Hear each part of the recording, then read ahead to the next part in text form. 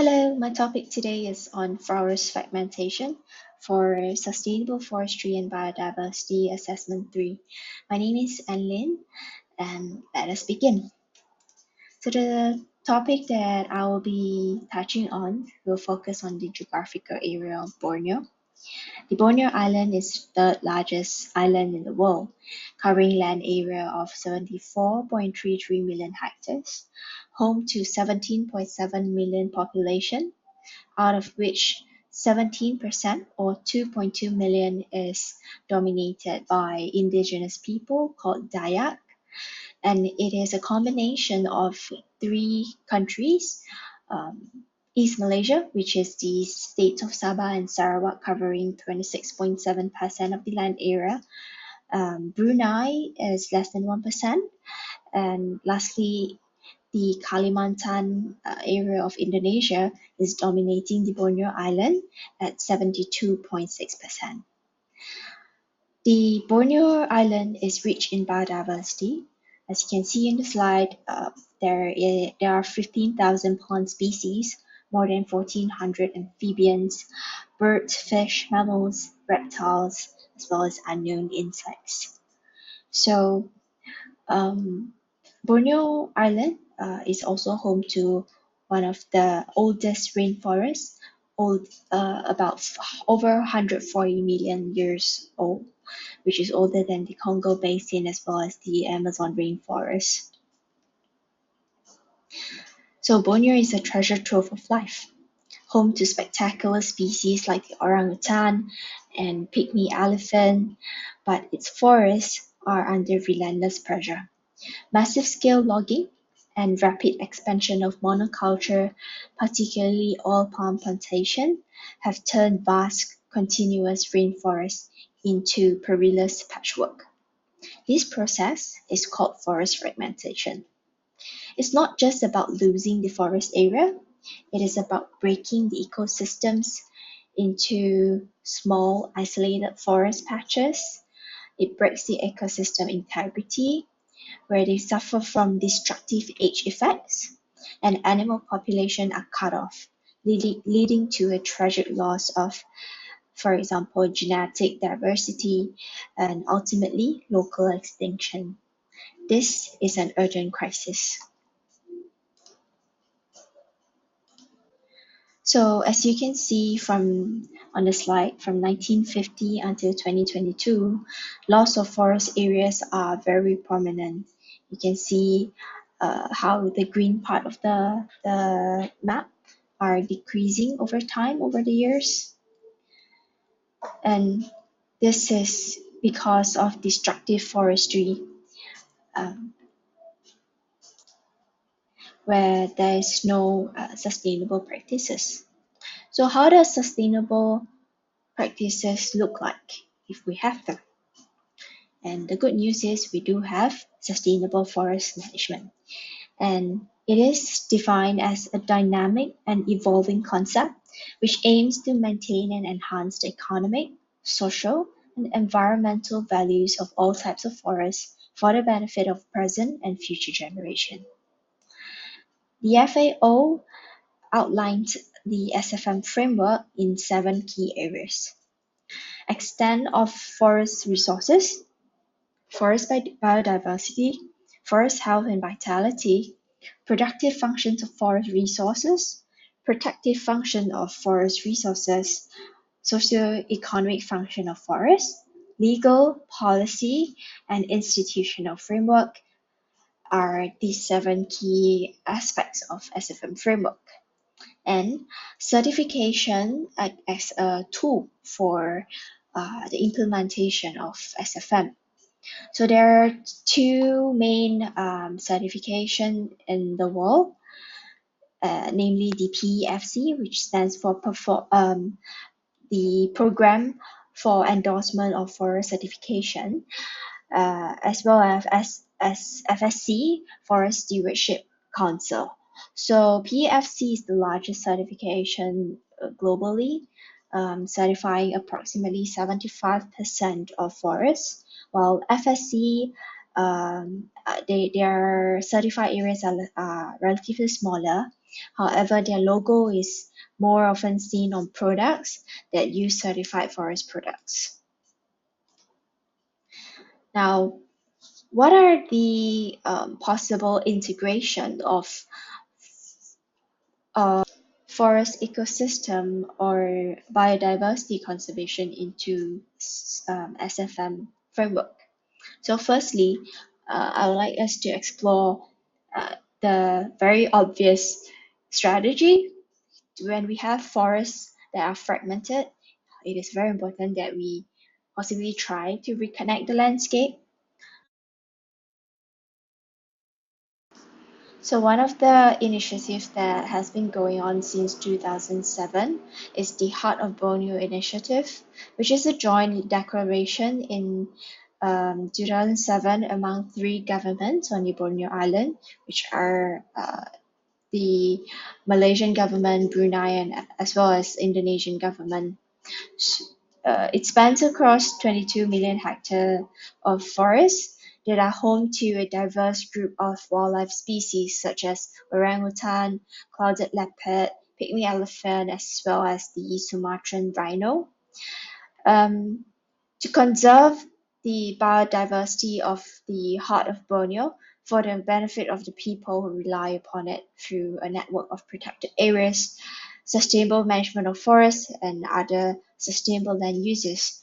And this project has four key major deliverables. So firstly, a green economy land use and management plan has been agreed upon by three governments.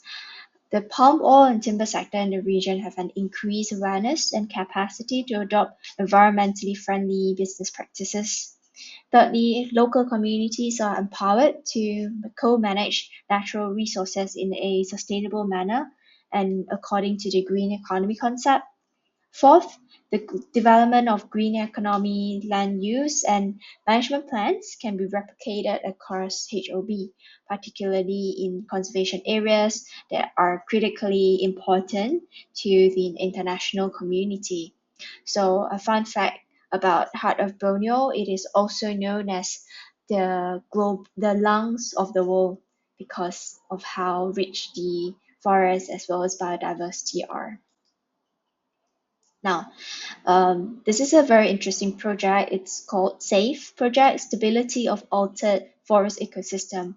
So the map you see on your left-hand side is the red dots are the forest lost, and the SAFE on the right-hand side, the map uh, that is labeled B, you can see that the dark green color is where they map the fragmented forest. So the SAFE project uses an experimentally fragmented landscape of 100 kilometers square and sampling within conservation areas of 1020 kilometers square, as well as all palm plantation 30 kilometers square, to monitor the effects of tropical forest modification on biodiversity and ecologically processes across varying spatial and temporal scales.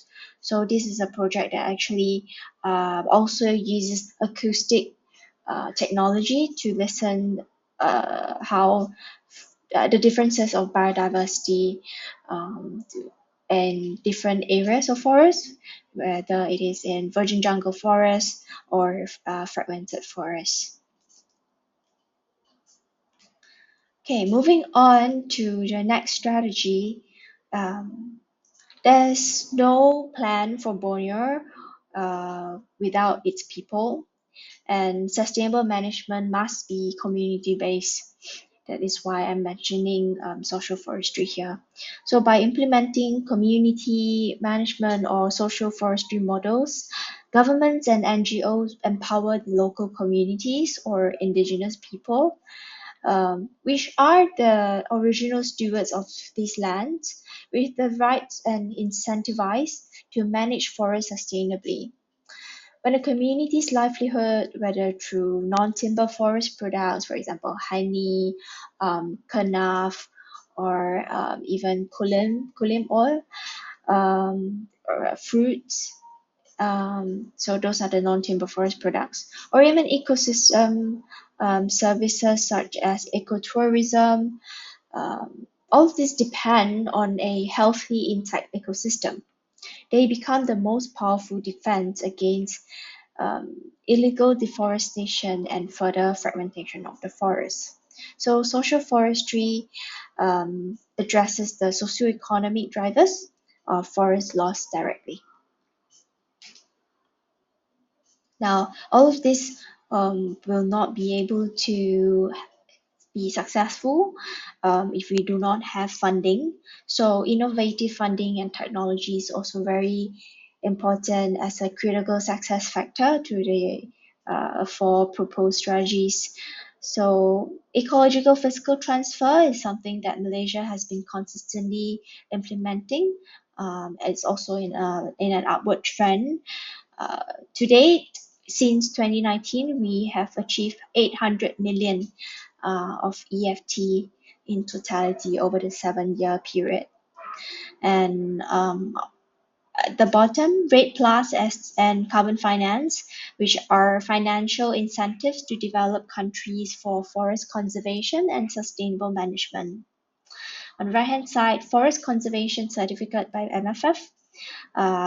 Some of the eligible activities are ecosystem services by recognizing core benefits, including biodiversity or conservation indices. So these are not carbon credits, they do not generate carbon credits, but these are conservation certificate which attract financing for conservation activities or biodiversity conservation.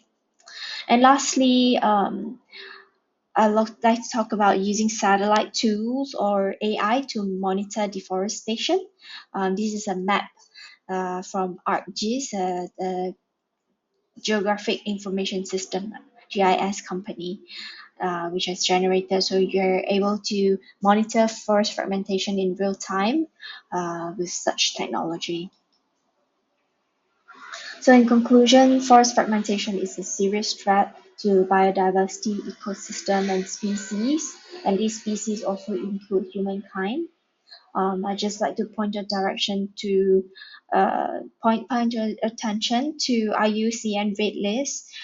For example, the clouded leopard, Bornean elephant, as well as proboscis monkey. They are all native species in Borneo, so they are also listed in the IUCN Red List. Integration of forest ecosystem and biodiversity conservation into SFM is important to address forest fragmentation. The key strategies that I've proposed are reconnecting ecological corridors, similar projects like SAFE, which encourage monitoring and tracking of the progress or the current status, as well as being able to measure over time how has the biodiversity changed is very important for researchers. And lastly, social forestry programs. And these are only enabled by innovative funding as well as technology. These are my references. Thank you for your time.